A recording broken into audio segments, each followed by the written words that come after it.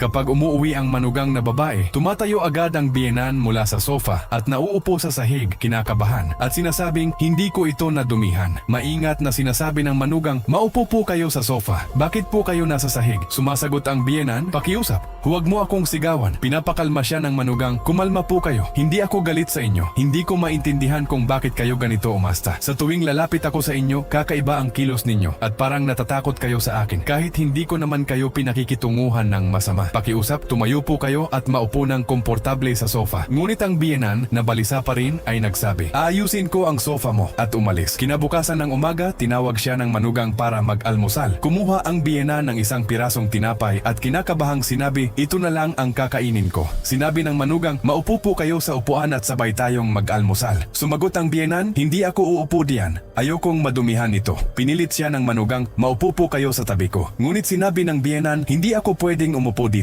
Sa kusina na lang ako kakain. At umalis, naiwan ang manugang na naguguluhan. Kinabukasan, sinabi ng manugang, isasama kita sa doktor. Pagkabukas pa lang ng pinto ng sasakyan, kinabahan ang biyenan at sinabi, hindi ako uupo dito.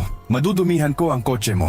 Magbubus na lang ako. Sumagot ang manugang, buti na lang may kotse tayo. Sabay tayong pupunta. Ngunit tumanggi ang biyenan. Huwag, huwag. Hindi ako sasakay. Marumi rin ang tsinelas ko, may putik, at nagsimulang bumalik sa bahay. Maingat siyang pinigilan ng manugang at sinabi, pakiusap, sabihin ninyo sa akin kung bakit ayaw ninyo sa akin. O masama ba ang trato ng anak ninyo sa inyo? Bakit kayo ganito? Sabihin ninyo sa akin ng totoo para matulungan ko kayo. Dahil nasasaktan ako. Mula nang dumating kayo, parang natatakot kayo sa akin. Ipinaliwanag ng biyenan, may nobya ang anak ko dati. Tumira ako sa bahay niya pero hindi ako pinayagang gumawa ng kahit ano. Hindi ako pwedeng umupo sa sofa o kumain sa mesa. Hindi niya ako pinahawak sa kahit ano. Masama ang trato niya sa akin at nagdulot ito ng matinding sugat sa damdamin ko. Kaya ako natatakot. Akala ko magiging katulad kanya at gagawin mo rin iyon sa akin. Isa lang akong simpleng babae mula sa probinsya. Sinabi ng manugang, alam kong maraming masasamang tao sa mundo pero ipinagmamalaki ko ang ugali ninyo, ang pagiging simple ninyo at ang pagiging tapat ninyo. Napalaki ninyo ng maayos ang anak ninyo. Hindi ko alam ang pinagdaanan ninyo. Huwag kayong mag-alala. Habang kasama ninyo ako, aalagaan ko kayo. Sabay tayong kakain at sasabay kayong sumakay sa kotse. Hindi na kayo dapat matakot. Hindi lang ako manugang ninyo. Kaibigan ninyo ako. Pagkarinig nito, masayang niyakap siya ng biyenan. Minsan, ang kakaiba o takot na pag-uugali ng isang tao ay bunga ng sakit mula sa nakaraan. Sa ganitong mga sitwasyon, imbes na magalit, ang pagtugon ng may pasensya, pag-unawa at pagmamahal ang nakakatulong upang maghilom ang sugat at mapalapit ang mga puso.